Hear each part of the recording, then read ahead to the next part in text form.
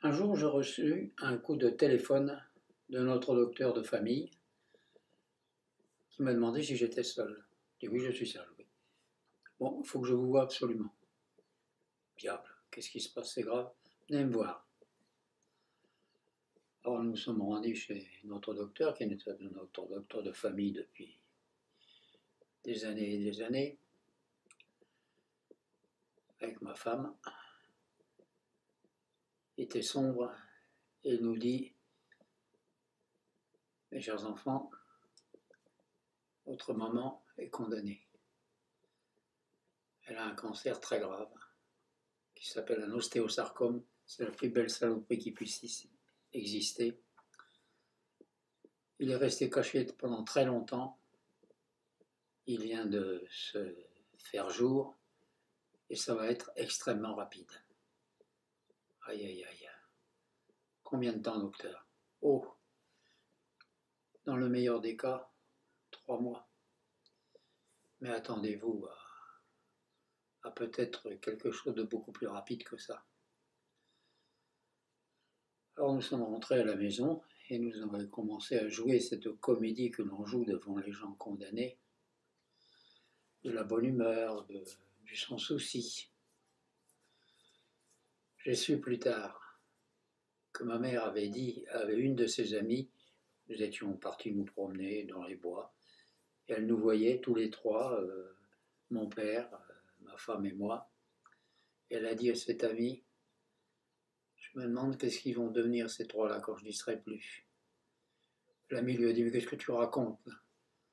Elle n'a pas répondu, elle l'a regardé très froidement. Elle a dit: je sais que je suis foutu. Oh, Soise, qu'est-ce que tu racontes? Qu'est-ce que tu racontes? Elle s'appelait Françoise et tout le monde l'appelait Soise.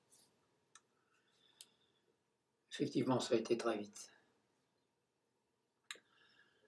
Un matin, je dormais, je rentrais d'un bal parquet encore. Et Thérèse me dit: ta mère, elle perd la tête. Elle m'a demandé d'aller acheter du pain là, chez le laitier, parce que c'est le laitier qui est chargé de distribuer le pain aujourd'hui. Je lui ai dit: mais non, c'est pas comme ça. Et pour la première fois de sa vie, elle m'a engueulé pratiquement. Alors tu ferais bien de te préparer au pire. Et là, ça a été une vitesse foudroyante. En l'espace de 2 jours de temps, elle s'était couchée, elle ne se relèvera plus. Toute la famille était là présente. Elle s'est battue. Son agonie était très très longue. Et j'ai attendu jusqu'à la fin. Et c'est tête contre tête que j'ai recueilli son dernier soupir. Ce soupir qui n'en finit pas. Et tout était fini.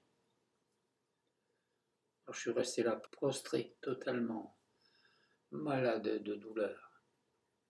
C'est ma tante qui est venue me taper sur l'épaule en me disant: Jean, il faut que tu descendes parce qu'il faut qu'on l'habille, mon pauvre garçon. Alors je suis descendu. Et puis après, j'ai entendu une conversation entre mon père et quelques hommes qui étaient là, de mes oncles. Et il y a un oncle qui disait: mais tu sais, Jean, il faut faire attention parce qu'elle était morte au premier étage. Et il y avait un escalier en colimaçon qui descendait pour rentrer dans les appartements du bas. Le cercueil, il passera jamais, là. Il va falloir qu'on la descende. Alors là, j'ai dit à tous ces gens: je m'en charge. Dès qu'elle a été habillée, ma tante m'a dit: bon ben, elle est prête, Jean. J'ai dit à mon père: tu restes derrière moi dans l'escalier, tu me mets la main sur les épaules. Et j'ai dit à un oncle: tu vas devant moi. Et tu me mettras la main sur les cuisses et tu me guides pour descendre l'escalier. Et j'ai pris ma mère dans mes bras, elle ne pesait pas lourd.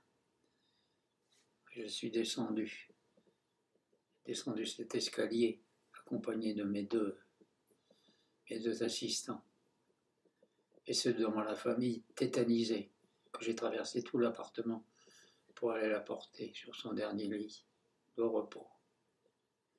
Ma pauvre mère était partie.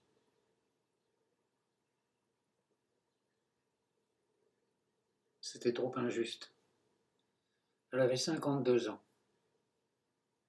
Elle n'aurait jamais connu ses petits-enfants. 52 ans, c'est trop jeune. On lui avait volé sa vieillesse. Ma jeunesse était finie.